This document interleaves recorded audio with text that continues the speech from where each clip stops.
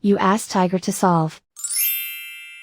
This deals with linear equations with one unknown. The final result is c equals 36. Let's solve it step by step. Swap sides. Group all constants on the right side of the equation. Add 9 to both sides. Simplify the arithmetic.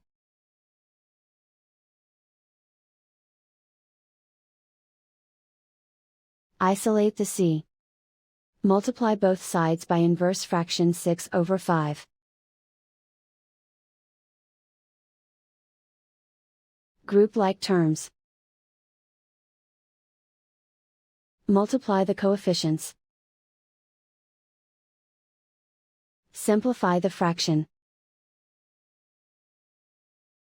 Multiply the fractions. Simplify the arithmetic. And so the final result is c equals 36.